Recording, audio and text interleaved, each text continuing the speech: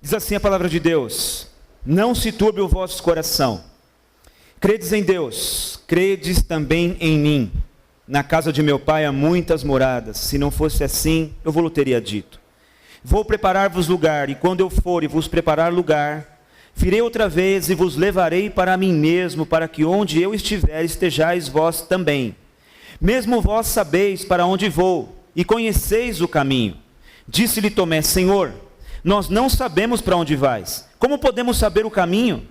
Disse-lhe Jesus: eu sou o caminho, e a verdade, e a vida. Ninguém vem ao Pai, senão por mim. Se vós me conhecesseis a mim, também conheceríeis a meu Pai. E já desde agora o conheceis e o tendes visto. Disse-lhe Filipe: Senhor, mostra-nos o Pai, o que nos basta. Disse-lhe Jesus: estou há tanto tempo convosco e não me tendes conhecido, Filipe. Quem me vê a mim, vê o Pai. Como dizes tu: mostra-nos o Pai? Não crês tu que eu estou no Pai, que o Pai está em mim? As palavras que eu vos digo, não as digo de mim mesmo, mas o Pai que está em mim é quem faz as obras. Crede-me que estou no Pai, que o Pai em mim.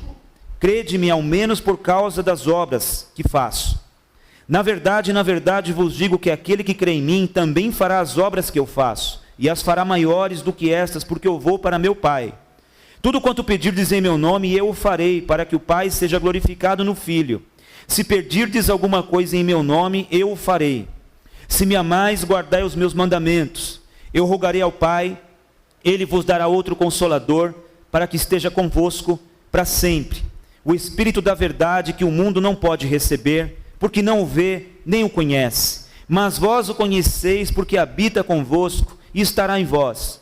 Não vos deixarei órfãos, voltarei para vós. Ainda um pouco e o mundo não me verá mais, mas vós me vereis, porque eu vivo e vós vivereis. Naquele dia conhecereis que estou em meu Pai, e vós em mim e eu em vós. Aquele que tem os meus mandamentos e os guarda, esse é o que me ama. E aquele que me ama será amado de meu Pai, e eu o amarei e me manifestarei a ele. Disse-lhe Judas, não o Iscariote: Senhor, de onde vem que hás de manifestar a nós e não ao mundo? Jesus respondeu e disse-lhe: se alguém me ama, guardará a minha palavra, e meu Pai o amará, e viremos para ele, e faremos nele morada. Quem não me ama, não guarda as minhas palavras. Ora, a palavra que ouvistes não é minha, mas do Pai que me enviou. Tenho-vos dito isso estando convosco. Mas aquele Consolador, o Espírito Santo, que o Pai enviará em meu nome, esse vos ensinará todas as coisas, e vos fará lembrar de tudo quanto vos tenho dito. Deixo-vos a paz, a minha paz vos dou. Não vou-la dou como o mundo a dá. Não se turbe o vosso coração, nem se atemorize. Ouvistes o que eu vos disse?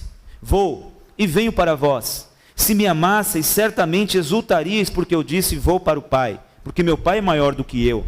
Eu vou-lo disse agora, antes que aconteça, para que quando acontecer, vós acrediteis. Já não falarei muito convosco, porque se aproxima o príncipe deste mundo e nada tem em mim. Mas é para que o mundo saiba que eu amo o Pai e faço como o Pai me mandou. Levantai-vos, vamo-nos daqui. Amém? Antes de pregarmos, eu quero fazer uma oração para ouvirmos a palavra e também orar pela minha sogra Leonor, que não está muito bem, parece que houve uma queda de pressão, ela está no hospital. Acho que é a Silvana que está com ela, né, minha cunhada. Vamos fazer uma oração, em seguida a gente vai à palavra. Aí sentadinho mesmo. Fala.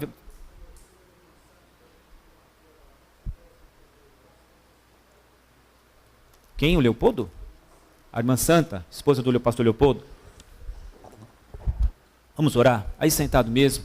Senhor, nós colocamos, Pai, a vida da dona Leonor agora diante de Ti. Que as Tuas mãos estejam sobre ela, Pai. Que aqueles que estão lidando com ela, Jesus, tenham lucidez dada por Ti.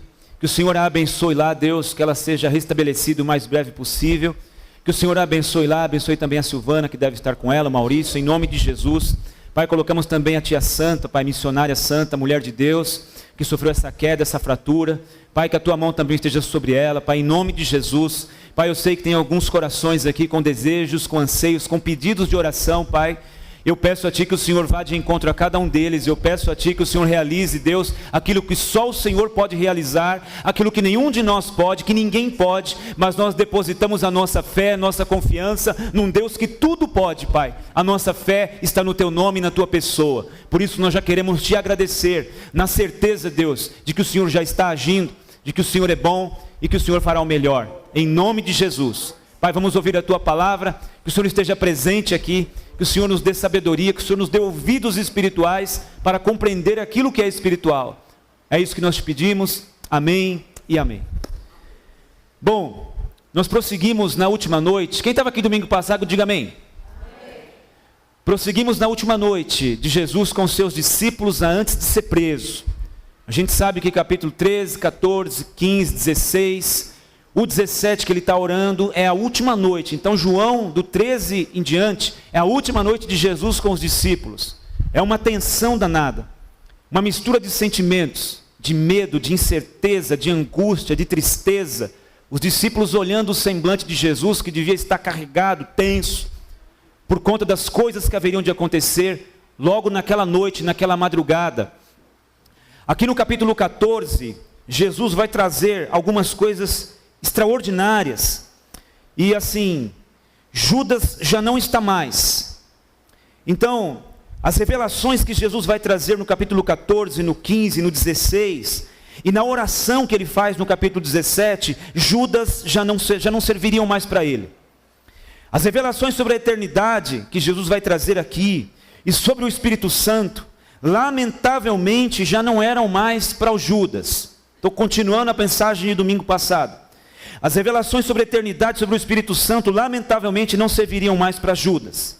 Como a gente viu, repetindo, o clima era tenso. E Jesus sabia exatamente o que estava se passando no coração de cada um daqueles 11. Então, naquele clima tenso, naquela incerteza, naquele medo, naquela angústia, Jesus, quando olhava para o rostinho de cada um dos 11, sabia o que estava se passando dentro deles. A confusão interna, a dúvida com relação ao futuro, com o que aconteceria com eles, com essa tal partida que Jesus estava dizendo a eles, que eles não entendiam essa partida, essa tal ida, não sei para onde que Jesus estava dizendo a eles. Então assim, uma mistura de sentimentos tomando conta, e Jesus sabia exatamente o que se passava dentro deles. E por saber exatamente o que se passava dentro do coração daqueles 11, essas palavras do capítulo 14, do capítulo 15, precisavam ir de encontro ao que estava acontecendo dentro deles. Então todo aquele ambiente interno desses homens, de incerteza, de tristeza, de angústia, de não saber o que vai acontecer o amanhã, precisava se encontrar com essas palavras de Jesus. Então, a princípio, essas palavras foram ditas para aqueles homens. E João vai escrever 50 anos depois, ou mais, 60 anos depois, esses fatos que aconteceram com eles, para que isso fosse eternizado e chegasse para a posteridade, e hoje nós estamos aqui ouvindo sobre isso. Então as palavras de Jesus, elas precisavam ir de encontro ao que estava acontecendo no interior daqueles homens. Então que hoje as palavras de Jesus também possam ir de encontro ao seu coração, porque Ele sabe exatamente o que se passa dentro de você.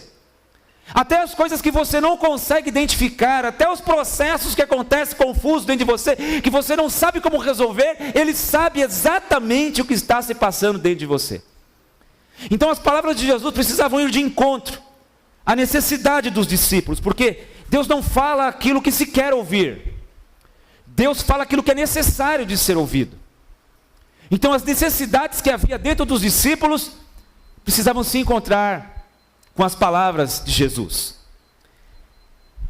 E assim, refletindo um bocado sobre isso, ontem com os jovens à tarde a gente discutiu um bocado sobre João 14, era esse texto que estava em evidência com a gente ontem. Eu fiquei pensando sobre isso e dividi João 14 em 4 certezas que Jesus queria imprimir no coração dos discípulos.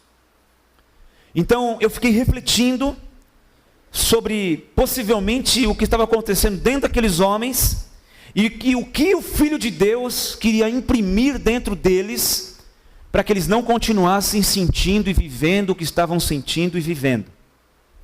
Então eu separei 4 certezas, nesse capítulo 14, que Jesus queria imprimir neles.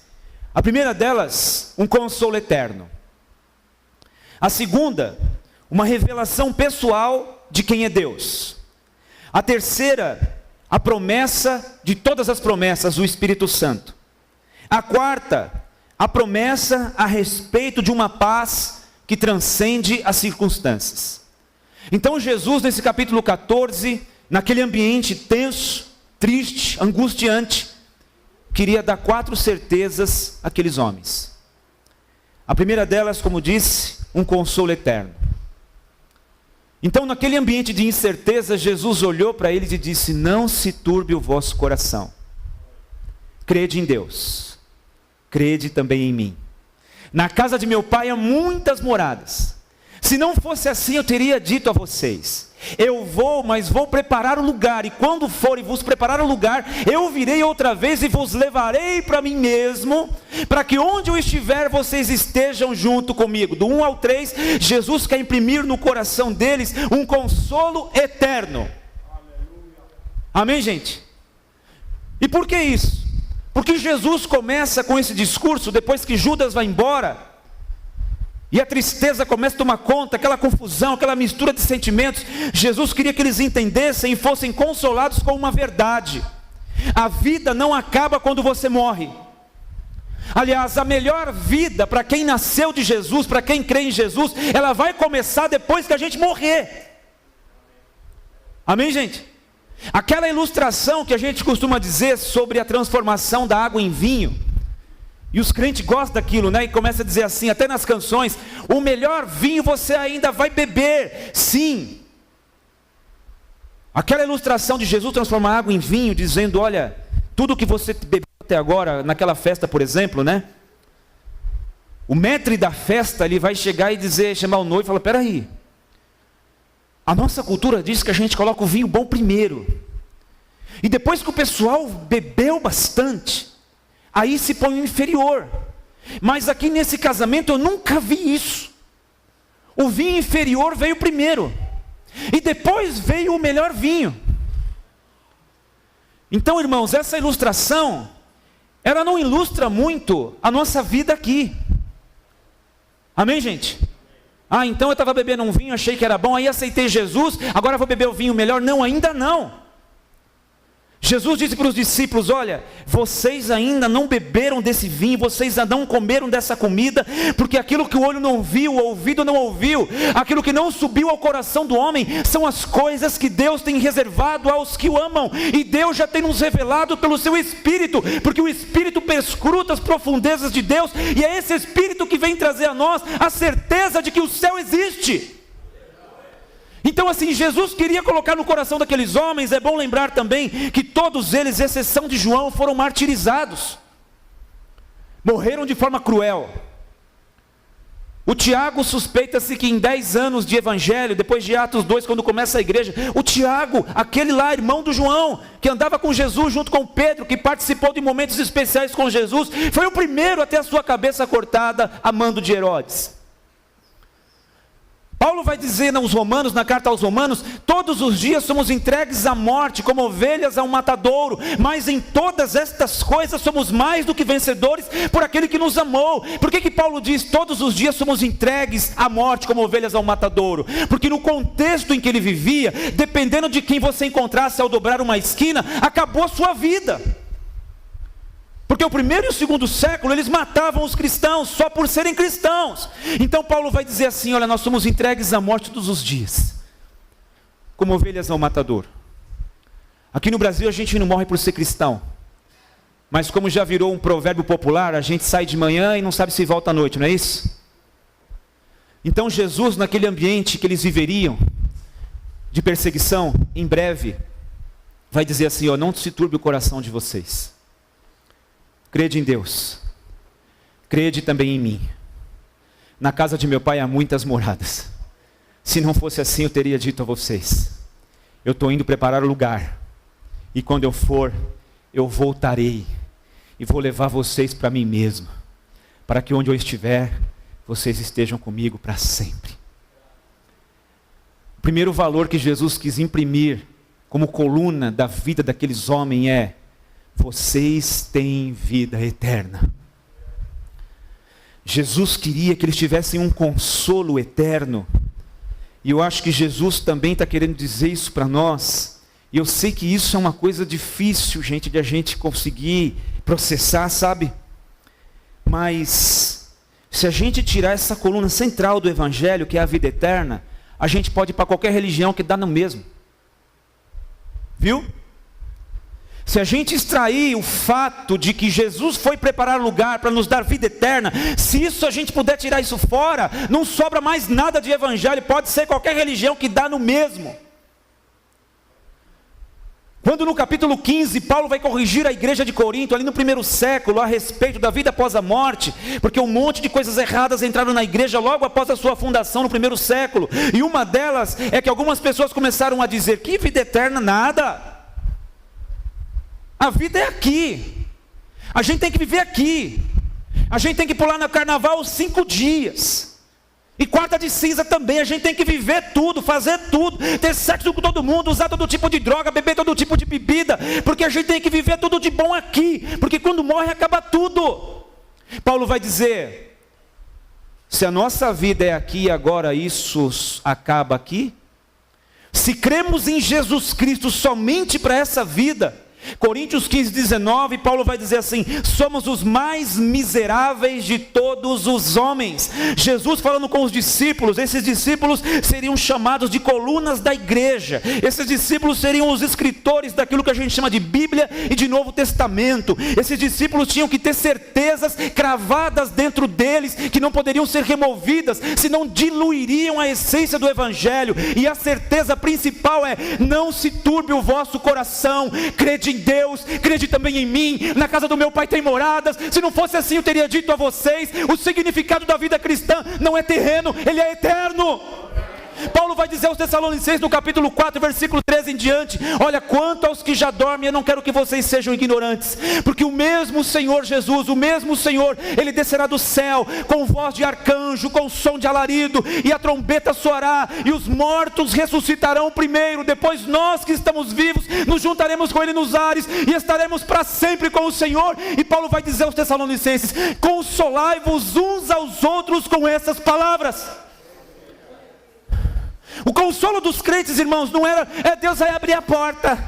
O consolo dos crentes era, creia que Deus vai curar a tua enfermidade. O consolo dos crentes era, creia que o céu existe, que tudo vai passar, mas os que estão na presença de Deus e fazem a vontade de Deus, permanecerão para sempre. Essa é a essência. Jesus queria imprimir esse valor no coração deles.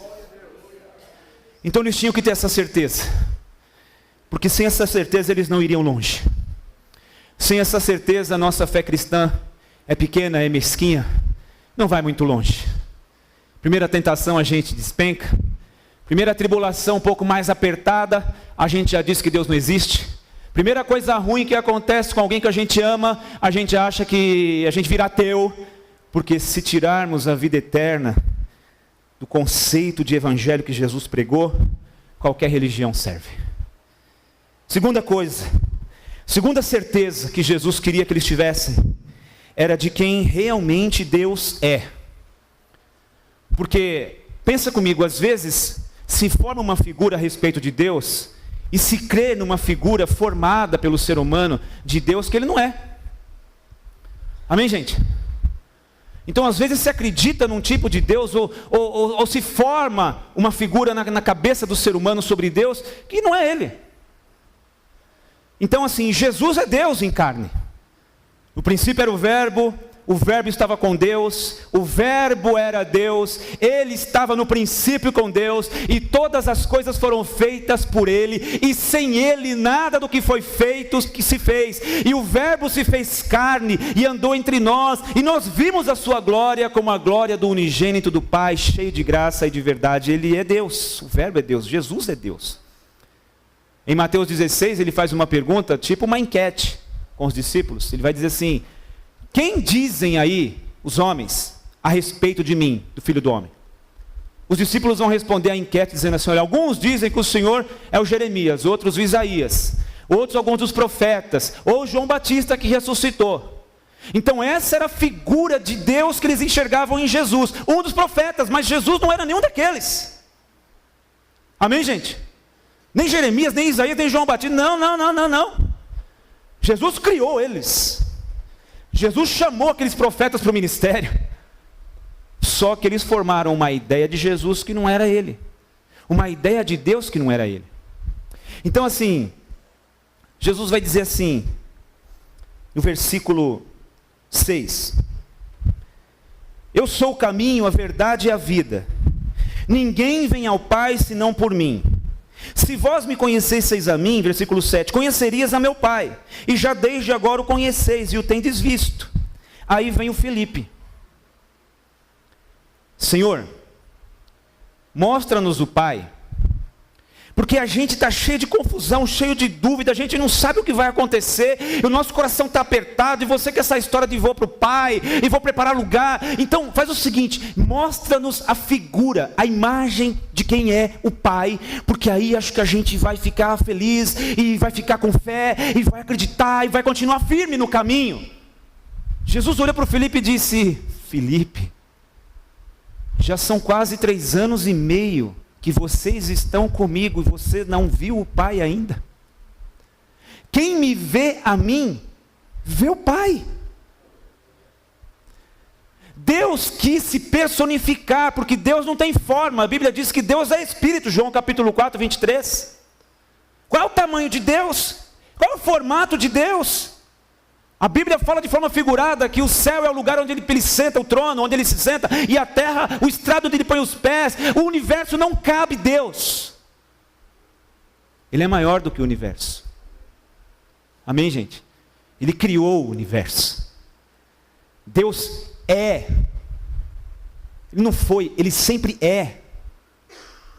Então assim, Deus quis se personificar. Deus quis mostrar o seu rosto. Deus quis fazer o som da sua voz audível às pessoas.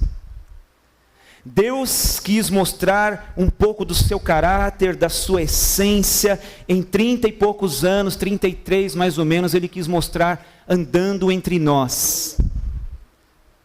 Ele despojou-se da sua glória e encarnou como homem andando entre nós. Então assim, Jesus morreria, ressuscitaria, apareceria ali durante 40 dias, depois subiria aos céus novamente, só que as coisas precisavam prosseguir. O empreendimento da salvação precisava continuar. E o empreendimento da salvação, o plano da salvação, seria Deus agindo através de pessoas, e essas pessoas divulgando a salvação, o evangelho, a purificação pelo seu sangue, o perdão dos pecados. Então essas pessoas tinham que ter a ideia exata de quem era Deus. Amém, gente? Então você quer saber quem é Deus? Olha para Jesus. Você quer saber como Deus pensa? Olha para Jesus. Você quer saber como é que Deus lida com as pessoas? Olha para Jesus. Você quer saber como é que Deus ama? Olha para Jesus. Você quer saber como é que Deus lida e perdoa os nossos pecados? Olha para Jesus, porque Jesus é a figura de Deus. Jesus é a imagem do Deus invisível, como Paulo escreve aos Colossenses. Ele é a imagem do Deus invisível. Quando a gente chegar no céu, se tudo der certo, né? A gente vai encontrar com Ele. O apóstolo João vai dizer, ó vede, primeira carta de João, capítulo 13, ó vede quão grande amor nos tem concedido o Pai. Vede quão grande amor nos tem concedido o Pai, que fôssemos chamados filhos de Deus. Aí no versículo 2 João vai dizer assim, mas não é só isso, porque ainda não é manifesto o que havemos de ser. Mas quando Ele vier, seremos semelhantes a Ele, porque assim como Ele é, nós o veremos. Todo aquele que nele tem essa esperança, purifica-se a si mesmo, assim como Ele é puro. Então nós o veremos um dia como Ele é, como Ele é.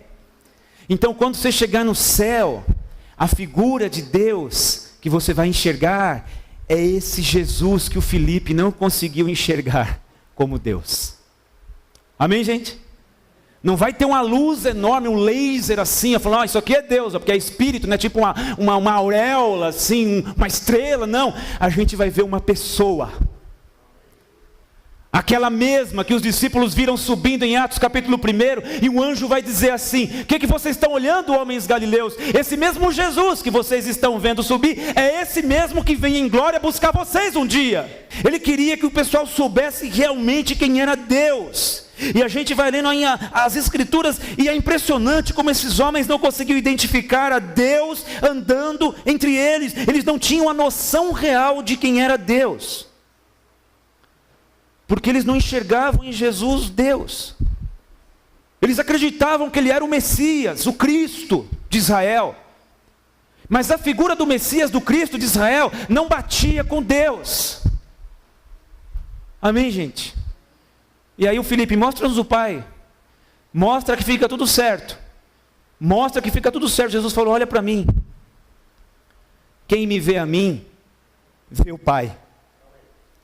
Então Jesus queria que eles tivessem uma revelação de quem realmente é Deus. Deus não tinha nome no Antigo Testamento. A palavra Deus, ela não é um nome, ela é um título. A palavra Deus tem várias variantes, isso a gente não entra no mérito agora, mas é de Elohim.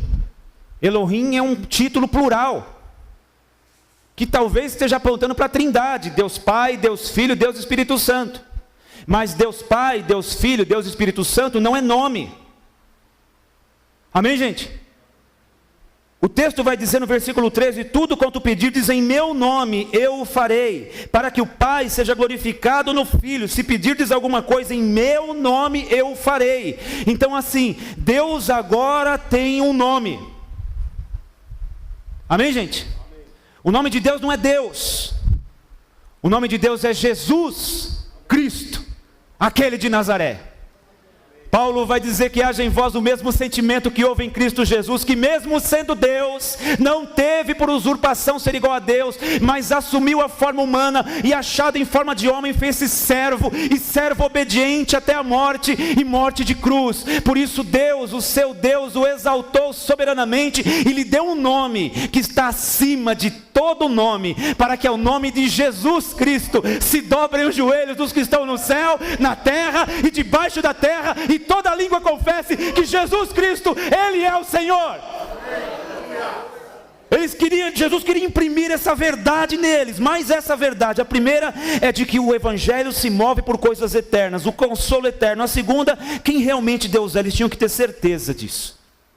A terceira, versículos 15 ao 26, se me amais, guardai os meus mandamentos, eu rogarei ao Pai, Ele vos dará outro Consolador para que fique convosco para sempre, o Espírito de verdade que o mundo não pode receber, porque não o vê, nem o conhece, mas vós o conheceis, porque habita convosco e estará em vós. Não vos deixarei órfãos, voltarei para vós. Ainda um pouco e o mundo não me verá mais, mas vós me vereis, porque eu vivo e vós vivereis. Naquele dia conhecereis que estou em meu Pai, e vós em mim, eu em vós. Aquele que tem os meus mandamentos e os guarda, esse é o que me ama. E aquele que me ama será amado de meu Pai. Eu o amarei, me manifestarei a ele. Disse-lhe Judas, não o Iscariote: Senhor, de onde vem que há de manifestar a nós e não ao mundo? Jesus respondeu e disse-lhe: se alguém me ama, guardará a minha palavra, e meu Pai o amará. Viremos para ele e faremos nele morada. Quem não me ama não guarda as minhas palavras. Ora, a palavra que ouvistes não é minha, mas do Pai que me enviou. Tenho-vos dito isso estando convosco, mas aquele Consolador, o Espírito Santo, que o Pai enviará em meu nome, esse vos ensinará todas as coisas e vos fará lembrar de tudo quanto vos tenho dito. Outra certeza, a terceira certeza desse texto que Jesus queria colocar nos discípulos é: vocês não vão andar mais sozinhos. Eu estou indo de volta para a glória que sempre foi minha desde a eternidade. Mas vocês não vão andar sozinhos, vocês não serão órfãos. O Pai enviará outro Consolador. Ou seja, outro Consolador fala de um advogado com a mesma essência de Jesus, que João vai dizer que é o nosso advogado. Não é alguém menor. não é alguém pior, é alguém semelhante, igual a Deus. Então os discípulos tinham que saber o seguinte: em breve, vocês chamam aquele templo de Salomão do lugar da habitação de Deus. Aquele templo, vocês entendem que ele é sagrado. Os ambientes daquele templo, os utensílios daquele templo, vocês entendem que aqueles utensílios são sagrados. Mas eu estou dizendo a vocês que depois que eu partir, vocês é que serão sagrados.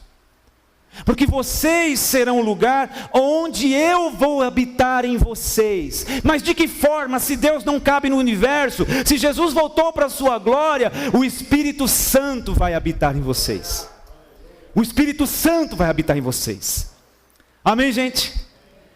Alguns estudiosos dizem que o livro de Atos dos Apóstolos poderia também se chamar Atos do Espírito Santo. Então Jesus está dizendo o seguinte: olha, se vocês me amarem, guardarem meus mandamentos, eu rogarei ao Pai, e Ele vos dará outro Consolador, para que fique convosco para sempre. Ele vai dizer também que este Espírito Santo, em letra maiúscula, Ele é Deus. E Ele vai dizer que esse Espírito não é para qualquer um e nem para todo mundo. Ele vai dizer que o mundo não pode conhecer, mas os filhos de Deus podem conhecê-lo. Então ele está dizendo o seguinte: a relação que vocês vão ter com Deus agora, ela vai ser a partir das Escrituras, através de uma pessoa. Essa pessoa é o Espírito Santo. A vida de vocês agora vai ser constrangida pelo Espírito Santo. Vocês vão ser atraídos para adorar o meu nome pelo Espírito Santo. Vocês vão compreender as verdades escritas nesse livro, e elas só são possíveis de serem entendidas através do Espírito Santo. E ninguém pode entender as palavras desta Escritura se o Espírito Santo não revelar. Paulo vai dizer que o que é espiritual discerne todas as coisas, mas o que é carnal não discerne todas as coisas, porque aquele que é espiritual, ele discerne, porque só as coisas espirituais são discernidas pelos espirituais. E quem são os espirituais? Aqueles que nasceram de novo. E quem são aqueles que nasceram de novo? Aqueles que não conseguem explicar o que aconteceu com eles, mas o Espírito fez com que eles nascessem de Deus, não da carne, não do Espírito, mas da palavra de Deus que vive e que permanece para sempre. São esses que o Espírito Santo vai habitar. Então Jesus está dizendo: olha, vocês vão ter um Consolador. A Bíblia King James, que foi escrita originalmente em inglês, tradução que o rei Tiago pediu no século XVI, ela vai traduzir Consolador como Comforter. Comforter. Aquele que traz conforto. Aquele que traz conforto. O Espírito Santo. As duas verdades anteriores, quem realmente Deus é, e que realmente temos um consolo eterno, elas só são possíveis se forem testificadas pelo Espírito Santo. Todas as verdades que Jesus disse aos discípulos, olha isso aqui, Jesus falou assim: olha, eu vou e vou preparar o caminho, vocês sabem qual é o caminho. Aí vem o Tomé: Senhor, a gente nem sabe para onde o Senhor vai, e não temos a menor ideia desse lance de caminho. Jesus falou: eu sou o caminho. Eu sou o caminho. Então Jesus estava andando com esses meninos e assim, parecia que Jesus estava jogando na mão deles um monte de peça de quebra-cabeça, eles achando aquilo bonito, bacana, mas eles não sabiam o que fazer com aquele monte de peça. Porque as perguntas que eles fazem: Senhor, mostra-nos o Pai, isso nos basta. Jesus falou: mostra o Pai, aqui ó, eu sou a imagem do Pai. Porque o Pai é Espírito, não tem tamanho, não cabe no universo. Eu sou a imagem do Pai, olha aqui. Então Jesus falava as coisas, eles não entendiam. Jesus falou: eu vou para a cruz. O Pedro disse: eu não vai coisa nenhuma. Eles não estavam entendendo. Eles estavam com as peças na mão. Aquelas parábolas, o sermão das bem-aventuranças, as palavras de Jesus. Mas em Atos capítulo 2, quando o Espírito Santo vem sobre eles, tudo ganhou significado. Quando o Espírito Santo veio sobre eles, aí foi assim, agora eu entendi. Quando João está escrevendo essas palavras, às vezes você vai encontrar algum texto assim, e aí entenderam o que ele lhes dizia, porque João está falando isso 50 anos depois, e naquela hora João não estava entendendo patavina do que Jesus estava falando. Mas quando veio o Espírito Santo, as coisas que estavam nebulosas, embaçadas, começaram a ficar transparentes, cristalinas. O Espírito Santo vem trazer significado a tudo que Jesus disse. Amém, gente? Sem o Espírito Santo, tudo isso aqui, cara, é só... isso aqui é religião. Isso aqui é religião coisa nenhuma. Quando o Espírito Santo vem, irmãos, e é só Ele que pode fazer isso, ninguém pode fazer. Amém? Ninguém pode fazer.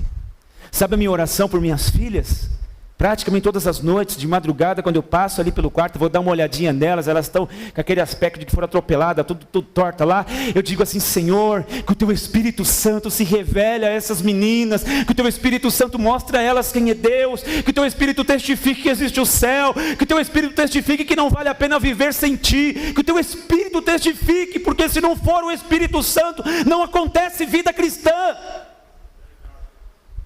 Se você virar uma página no capítulo 16, o texto vai dizer que quando o Espírito vier, quando o Consolador vier, convencerá o homem do pecado, da justiça e do juízo. É o Espírito Santo que trouxe você aqui, é o Espírito Santo que te salvou, é o Espírito Santo que fez você nascer de novo, e que pegou isso aqui e introduziu na sua vida, e uma nova criatura aconteceu. É o Espírito Santo que nos leva a adorar a Deus, é o Espírito Santo quem sinaliza em nossa consciência, quando a gente fala o que não deve, quando a gente erra, quando a gente pisa na bola. É o Espírito Santo que vem e diz, para, se fez errado. É o Espírito Santo que nos convence. É o Espírito Santo quem traz significado real à nossa vida. Só que o João vai escrever aqui as palavras de Jesus, e Jesus vai dizer que existem algumas condicionais para serem uma habitação de Deus. Então no versículo 15 ele diz, se me amais. Quando você vê o se, aponta para uma condicional. Se me amais, guardai os meus mandamentos. Então, se ama e guarda os mandamentos, eu rogarei ao Pai, e Ele vos dará o Consolador. Versículo 21. Aquele que tem os meus mandamentos e os guarda, esse é o que me ama. E aquele que me ama será amado do meu Pai. E nós o amaremos e nos manifestaremos a Ele, o Espírito Santo. No versículo 23, Jesus respondeu e disse, se alguém me ama, guardará a minha palavra, meu Pai o amará, viremos para Ele e faremos nele morada.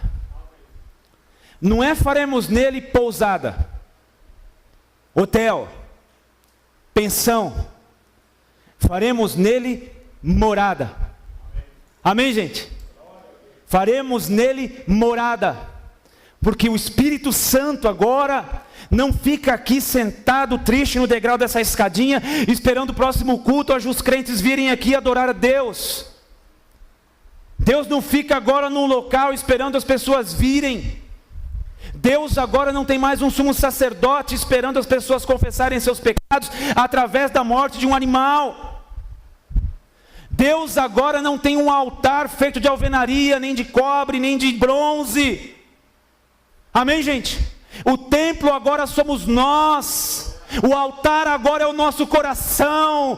O sumo sacerdote é Jesus, que intercede por nós eternamente, segundo a ordem de Melquisedeque. Agora nós somos a habitação de Deus. Paulo disse, não sabeis que vós sois templo do Espírito Santo, e que não sois mais de vós mesmos?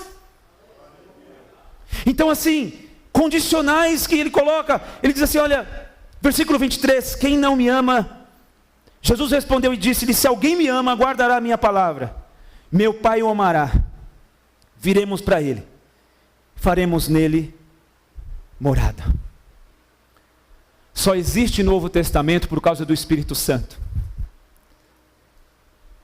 Foi o Espírito Santo quem inspirou os autores sagrados a colocarem o que colocaram.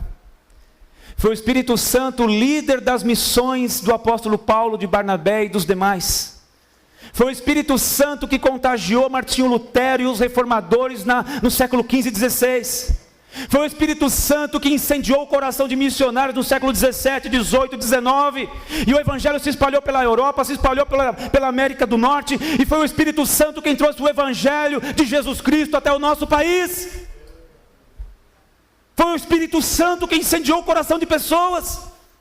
Foi o Espírito Santo que me chamou para o ministério. Foi o Espírito Santo que testificou no meu coração que, embora eu não mereça, que embora eu não saiba tanta coisa, que embora eu não conheça tanta coisa, que embora não haja méritos em mim, Deus olhou pelo seu Espírito Santo e disse: Jair, você é pastor das minhas ovelhas. É o Espírito Santo que testifica tudo em todos.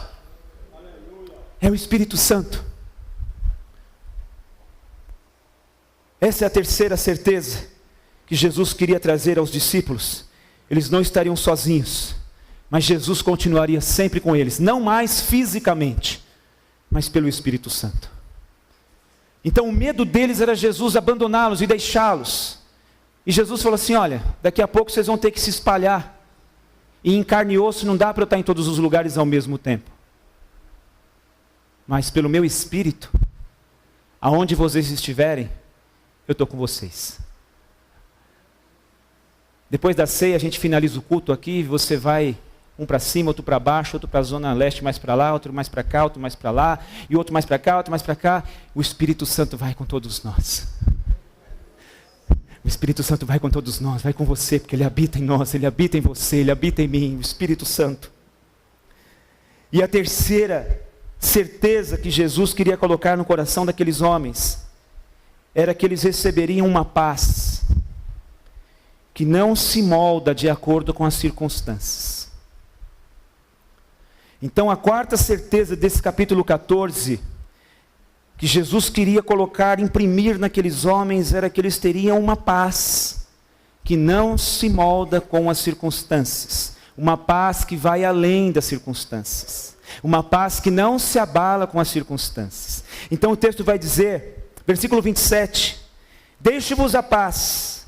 A minha paz eu vos dou, não vou-la dou como este mundo a dá. Não se turbe o vosso coração, nem se atemorize. Isso é uma promessa de Deus, sabia? Isso é uma promessa de Deus para a sua vida.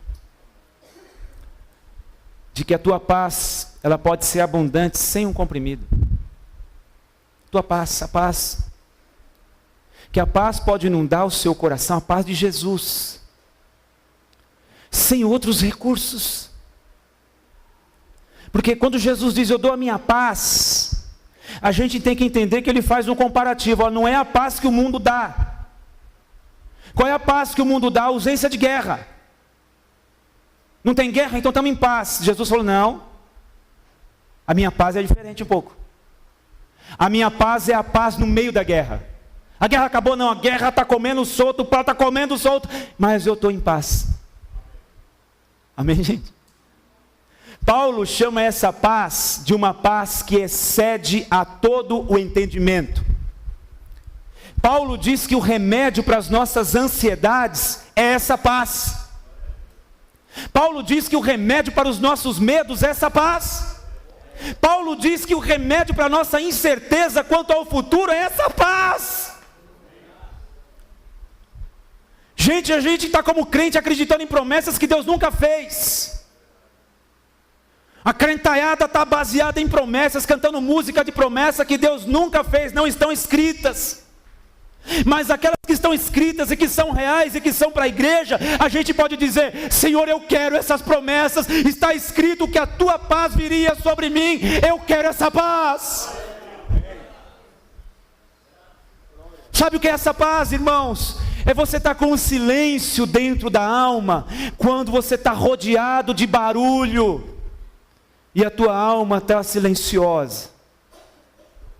Essa paz é aquela certeza absoluta, de que nós estamos nas mãos de Deus, e de que tudo que acontece conosco não passa desapercebido a Ele, porque nós estamos nas mãos dEle. E o fato de saber e ter certeza que estamos nas mãos dEle, nos traz paz. A gente pode dizer, eu não sei o que vai acontecer, eu não sei como vai ser, eu não sei as coisas como vão funcionar, mas eu tenho certeza de uma coisa: eu estou em paz. Eu estou em paz. Então essa é a quarta certeza que os discípulos precisavam ter, de que eles seriam inundados por uma paz, que mesmo com o risco de morte eminente, real, dia após dia, eles estavam em paz. Então assim, depois da morte do Estevão, principalmente, que eles começaram a ser perseguidos, e até a morte de Estevão, gente, foi algo que estava planejado por Deus. Deus falou, deixa eu tirar o Estevão daí, para ele chegar mais cedo um pouco aqui. Vai ser meio trágico, meio cruel, no ponto de vista das pessoas, mas para mim é precioso. Estevão é apedrejado. Depois do apedrejamento de Estevão, da morte dele, se desencadeia uma perseguição. E a igreja que estava fervendo em Jerusalém, milhares e milhares de pessoas convertidas em Jerusalém, alguns sacerdotes convertidos em Jerusalém, a igreja fervendo em Jerusalém, mas não saía de Jerusalém. E Jesus falou, eu vou derramar do meu Espírito sobre vocês, e vocês serão minhas testemunhas em Jerusalém. Mas não só em Jerusalém, na Judéia, na Samaria, onde vocês não gostam do pessoal lá também vocês vão ter minha testemunha, e até os confins da terra. Então quando Estevão morre apedrejado, se desencadeia uma enorme perseguição, era o plano de Deus expandindo a igreja. Só que a perseguição não parou mais, e aí os imperadores também começaram a entrar nessa perseguição. O Nero põe fogo em Roma e põe a culpa nos cristãos, porque dos 16 bairros de Roma, 2 deles eram de cristãos, foram os únicos que não pegaram fogo, e o Nero pôs a culpa nos cristãos, e começaram a matar gente adoidado, e eles viviam todo dia sabendo que um irmão morreu, que o outro foi crucificado, que o outro incendiaram vivo, que o outro cortaram a cabeça, e eles sempre com medo dos seus filhos serem mortos, de serem jogados em arenas. Mas nesse ambiente Jesus disse, a minha paz eu vos dou, a minha paz. Sabe, isso é um negócio tremendo, gente. Eu sei que alguns de vocês já tiveram o desprazer de serem abordados com um cano de revólver na cabeça. Aconteceu isso comigo 2 vezes. A última foi na porta de casa, quando eu dei ré no carro. 2 casaizinhos de adolescentes me abordaram e botaram a arma na minha cabeça. E o cara começou a gritar comigo, feito um louco, desce, desce, o carro atravessado na rua, em frente à minha garagem. E eu dizendo, não posso, porque o cinto me segura, com as mãos para cima. E ele, eu vou te matar, desce. Eu falei, eu não posso descer, rapaz, porque o meu cinto não... Você quer que eu tire o cinto? Porque eu não posso descer. Desce, senão eu vou te matar. Eu falei, vou repetir, o cinto não há, ó. Eu tô com o cinto, ó, sem tirar as mãos. Se eu faço isso aqui, o que acontece, irmãos? Desce daí, eu faço isso aqui para desatar o cinto, o que acontece? Ele me mata. E eu dizendo, ele gritando, eu dizendo calmamente, o cinto não abre, moço, você quer que eu tire o cinto? Não, tira o cinto. Eu falei, então eu não consigo descer. Aí ele disse para o outro rapaz, dá a volta lá e tira o cinto dele. O rapaz deu a volta, abriu outra porta do passageiro, tirou o cinto. Eu desci, fiquei ali assim com as mãos para cima, eles roubando as coisas da minha esposa, a aliança dela, relógio e as coisas dela, tudo. Entraram no carro e eu fiquei aqui quieto. A hora que eles foram sair, um tênis bonitinho que eu tinha acabado de comprar. Ele cutucou a moça, deu o revólver para ela, tira o tênis dele. Ela deu a volta no carro, saiu do carro, deu a volta, tira o tênis. E eu fiz assim, não vai correr que eu te mato. Eu falei, não, eu tiro. Aí eu fiz assim, tirei com os pés. Ela baixou na minha frente, irmãos. Veio um pensamentozinho do cão assim, né? Chuta ela. Toma essa arma e sai bang bang aqui. Aí eu pensei, falei, não. Deixa eu levar. Uma paz. Depois que eles foram embora...